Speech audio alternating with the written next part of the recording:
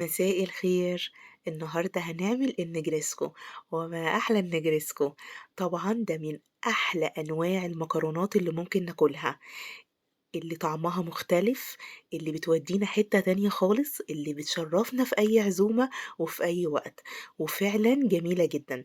هنعمله بطريقة حلوة ومكونات برضو حلوة جدا، وبطريقة بسيطة ومش هياخد مننا وقت، وفعلا الطعم في الآخر هيكون مفيش أحلى من كده.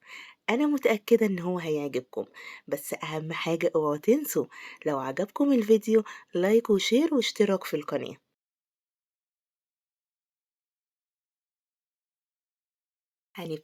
هنجيب أول حاجة الصينية بتاعتنا أو الوok، هنحط فيها شوية زيت وبصلاية مقطعينها قطع صغيرة، وهنقلب فيها لغاية بس ما تدبل معانا، مش عايزينها تاخد لون.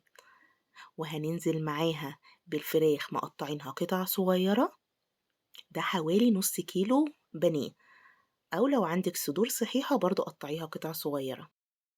وهنقلب،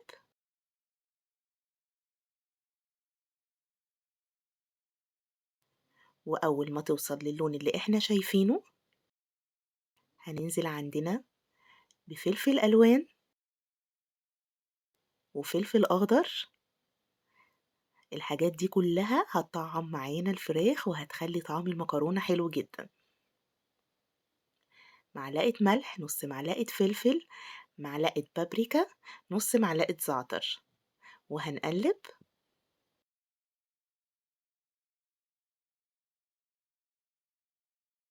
وهنسيبها على النار لغاية ما تكمل سواها، والخضار اللي معانا اللي احنا حطيناه يدبل شوية. وبعد كده هنحط معانا زيتون، وخلاص هنقفل النار، وكده بقى عندنا أحلى طعم للفراخ. وهنبتدي نحضر البشاميل.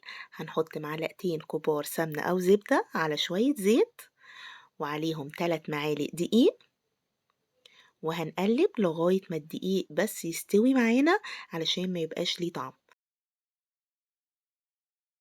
وبعد ما وصل معانا للون اللي انتوا شايفينه هنحط 3 كوبايات لبن. أنا عاملة صينية وسط علشان كده مقللة شوية في البشاميل. وهنقلب، وبعد كده هنحط نص معلقة ملح، ربع معلقة فلفل، وهنفضل نقلب لغاية ما يوصل معانا لقوام البشاميل اللي احنا عارفينه. شايفين مفيش أسهل ولا أجمل من كده ولا أوفر من كده. هناخد بقى البشاميل بتاعنا زي ما هو، وهننزل عليه بخليط الفراخ الجميل اللي احنا عملناه، وهنقلب. رص النجريسكو غير المكرونة البشاميل، لما بنعمله كله على بعضه بيكون أحلى وأطعم بكتير وبيكون مختلف. وبعد كده احنا سالقين كيس مكرونة اسباجيتي، هننزل عليها برضو على الخليط ده كله، وهنقلب بقى كل الجمال دوت مع بعضه.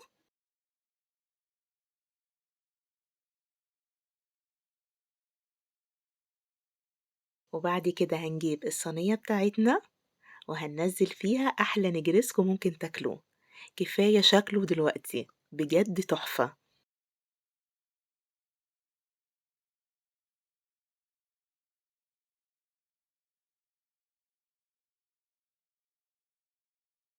وبعد كده هنجيب شوية جبنة موتزاريلا على الوش، أو أي نوع جبنة احنا بنحبه علشان يدينا اللون الحلو، وهندخلها الفرن. بتاخد لها حوالي نص ساعة لغاية ما المكونات كلها تتجانس مع بعضها، وطبعا الوش ياخد لون حلو.